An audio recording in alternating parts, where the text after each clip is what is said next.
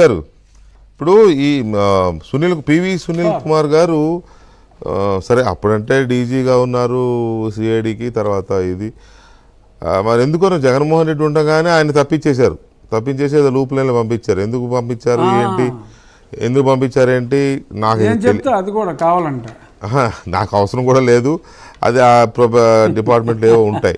కానీ సడన్గా ఈ 6 నెలల్లో ఆయన ఎక్కడున్నారో కూడా ఎవరికి తెలియదు. ఈ 6 నెలల్లో ప్రభుత్వం మారిన తర్వాత ఆయన ఎక్కువ దుబాయ్ అని బయట తిరుగుతున్నాడు. నాకు తెలియదు, దుబాయ్ అటు తిరిగి వ్యాపారాలు చేసుకుంటున్నాడు, నాకు తెలియదు. అయితే సడన్గా మొన్న మీరు కంప్లైంట్ ఇవ్వడము ఇదే ఇప్పుడు మీరు చెప్పిన కాంట్రాక్టర్ది, తర్వాత అగ్రిగోల్డ్ది ఇవి రాగానే నిన్న ఒక గుంటూరు బ్రాంచ్ పేరుతో అదేదో వచ్చింది కదా, ఆయనది ఒక ఆర్గనైజేషన్ ఉంది, అంబేద్కర్ ఎయిమ్. అవునండి, ఆయనకు ఒక ఎయిమ్ అనేది ఒకటి ఉంది కదా, ఎయిమ్ అంబేద్కర్ ఇండియా మిషన్. ఆ మిషన్ పేరుతో గుంటూరు దీని పేరుతో ఒక ట్వీట్ వచ్చింది. తిట్టిస్తూ ఉంటాడు అతను. రఘురామరాజుని దళితుల్ని అణిచివేసిన రఘురామరాజు పైన ఎందుకు SC ST atrocities act case పెట్టరు అని నిన్న ఒకటి వచ్చింది. ఇవాళేమో మన దళిత అధికారులు మనం కాపాడుకోవాలని ఎవరో ఒక ఇద్దరు పేరుతో ఒక ట్వీట్ వచ్చింది. సో ఒక్కసారిగా ఆయన మళ్ళీ దీంతో ముందుకు వస్తున్నారు. దీంతో మిమ్మల్ని కట్టడి చేయాలని లేకపోతే ఆయన ప్రొటెక్ట్ చేయాలని చేసుకోవాలనుకుంటున్నట్టున్నారేమో, అది సాధ్యమా? అరచేతితో సూర్యకాంతి నాపలేరు.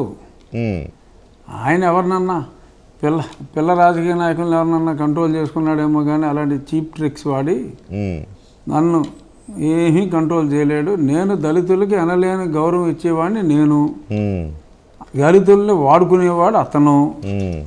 సో అది గౌరవం ఇచ్చేవాడిని కోరుకుంటారా, వాడుకుని వదిలేసేవాడిని కోరుకుంటారా, అది వాళ్ళ ఇష్టం. That is none of my business. But నేను న్యాయ ప్రకారం చట్ట ప్రకారమే వెళ్తాను.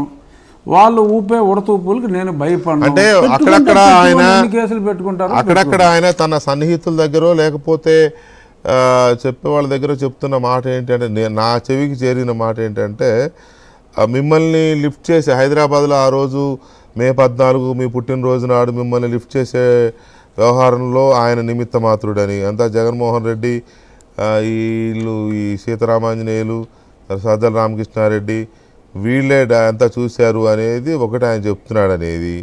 రెండవది ఈవెన్ చంద్రబాబు నాయుడు గారి అరెస్ట్ అప్పుడు కూడా అది నిబంధనలకు విరుద్ధంగా ఉంది, అది చేయకూడదు, నేను చెయ్యను అంటే, అయితే నువ్వు సైడ్ అయిపో అని చెప్పి కొల్లి రఘురామరెడ్డికి అప్పచెప్పి జగన్మోహన్ రెడ్డి డైరెక్ట్ ఆపరేట్ చేశాడు. అసలు ఆ విషయంలో నాకేం తెలియదని ఈయన తన సన్నిహితుల దగ్గర చెప్తున్నాడు అనేది ఇప్పుడు జరుగుతున్న ప్రచారం.